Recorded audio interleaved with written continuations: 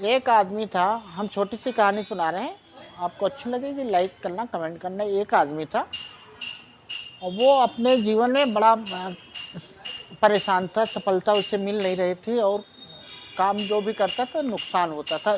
कुछ समय बीता, एक रास्ते से जा रहा था, रास्ते में उसे एक जोशी मिला। जोशी से पूछा, महाराज आप हमारी रेखाओं को देखिए और बताइए, क्या हमारे जीवन में कभी खुशहाली है लिखी कि नहीं लिखी है, हमेशा ऐसे ही दरिद्र हम बने रहेंगे। जोशी महाराज ने देखा, हाथ, कहा आपके कष्ट जो हैं बहुत जल्दी ख़त्म होने वाले हैं, एक सप्ताह में आपके सारे कष्ट खत्म हो जाएंगे। उसके बाद अगर आप जो भी काम करेंगे उसमें आपको हमेशा सफलता मिलेगी। उस समय उस सप्ताह का वो इंतज़ार करने लगा, अपने काम में लगा रहा। फिर जो भी काम करता था बढ़िया तरक्की होती थी, खुशहाली होता था, पैसा आता था, बढ़िया जीवन यापन अच्छे से गुजारने लगा। अच्छे कपड़े, अच्छा घर, सब कुछ धीरे धीरे हो गया। और उसके चलने वाले तमाम पड़ोसी और जो भी नातेदार रिश्तेदार थे वो भी जलने लगे।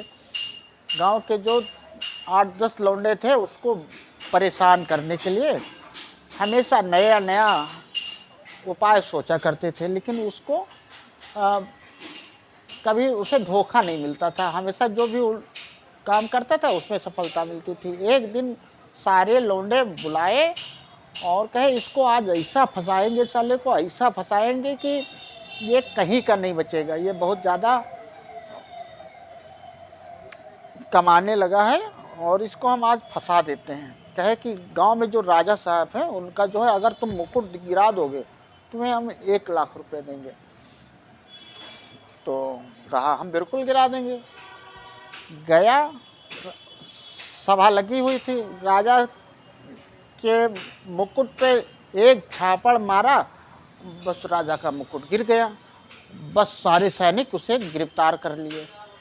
राजा बड़े गुस्से में कहे, इस गुस्ताख को, इसको फांसी, हाथी के पैर के नीचे दबवा दिया जाए, इसको फांसी की सज़ा मिलना चाहिए, तुरंत तत्काल हाथी के पैर के नीचे इसको दबवा दिया जाए।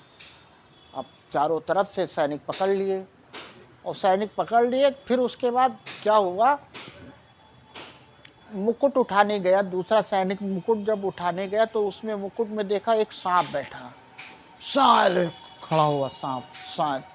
अब वो सैनिक बड़े तेज चिल्लाया, राजा साहब इस मुकुट में तो सांप बैठा है। तो राजा ने कहा, रुको रुको, उस आदमी को अभी फांसी मत देना, शायद ये ईश्वर का भेजा हुआ फरिश्ता है, अगर ये आज मेरे मुकुट को अगर ना गिराता तो शायद ये सांप हमें काट लेता। और उस आदमी को बाइज्जत बरी करके उसे इनाम दिया गया और उसे छोड़ दिया गया। और वहाँ से 1 लाख रुपये गांव वाले जो जलने वाले लौंडे थे उनसे मिला और राजा साहब से इनाम मिला।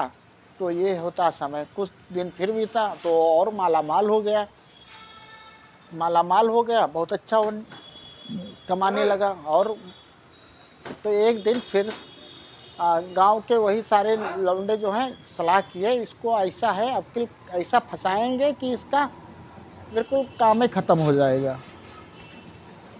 सारे लोग कहते हैं, अगर तुम ये राजा का पैर पकड़ के और बाहर तक घसीटते हुए ले आओगे ना तो हम तुम्हें 5 लाख रुपए देंगे। तो बस छोटी सी बात। गया और राजा की सभा लगी हुई थी और सारे मंत्री सारे सब लोग जो हैं उसी एक महल में बैठे हुए सब राजा की बातें सुन रहे थे एक छत के नीचे। और जाता है, बस देखता है, जैसे वहाँ पे जाता है बस राजा का पैर पकड़ता है, घसीटते हुए बाहर तक ले आता है, हवेली के बाहर ले आता है राजा को। और जब राजा को घसीटते हुए ला रहा था तो वो जो हवेली में जो लोग थे वो सब देखने के लिए राजा के पीछे पीछे पीछे पीछे सारे लोग उसके पीछे पीछे आ गए, सारे हवेली के बाहर सब निकल आए। जैसे सारे लोग हवेली से बाहर निकले, भूकंप आया, हवेली पूरी जमी दोष हो गई अब उस हवेली में कोई नहीं बचा था, वो राजा को पैर पकड़ के लाया था, तो पूरी हवेली जमी दोष हो गई, सब गिर गई, और जितने हवेली के अंदर लोग थे वो सारे, उनकी जानें बच गई। तो राजा की तो पीठ तो छील गई पूरी, लेकिन राजा बड़े प्रसन्न हुए। ये तो यार, ये तो फरिश्ता है, ये तो ईश्वर का भेजा हुआ फरिश्ता है, भगवान का भेजा हुआ आदमी है।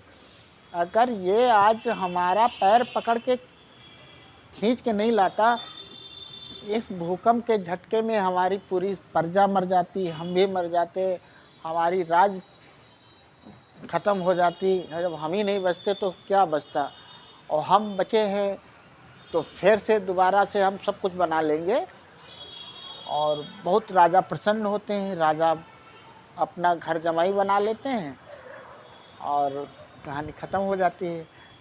तो किसी को जलने से किसी का नुकसान नहीं होता है। जब कवि ने लिखा है, चौपाई एक लिखी है, पगड़ी खींचत अह गिरे पग खींचत भीत, उनका कोई का करी जिन पर सहाय रघुबीर। जिस पर ईश्वर की छत्र छाया होती है, ईश्वर का हाथ होता है, उसका कभी कोई बाल बांका भी नहीं कर सकता है।